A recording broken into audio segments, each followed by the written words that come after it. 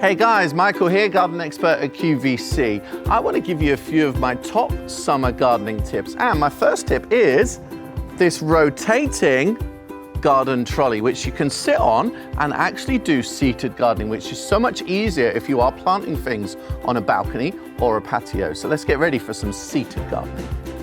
And everything I need for my summer garden care is actually stored in this seated trolley. So first up, we're going to show you how to use slug and snail control on your plants. Now, we want to grow the very best plants, but sometimes the slugs and snails have other ideas. We've got a fantastic product here that is a much more natural way of dealing with those problems. It's made from iron phosphate, and it actually encourages the slugs to go underground, and then they actually feed your plants as they decay as well. It is a much more environmentally friendly way of dealing with those slug and snail problems, and you can actually use it outdoors even after a downpour of rain.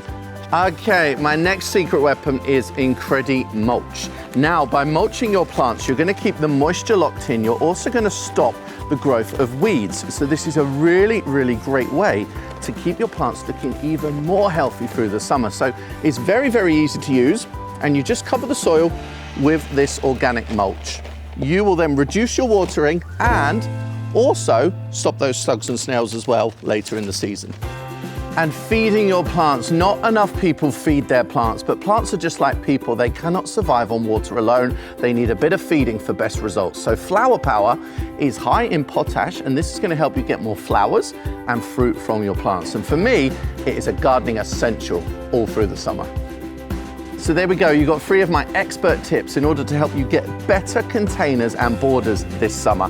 Find out more on the QVC website, look up My Garden Escape, and you'll have all sorts of inspiration.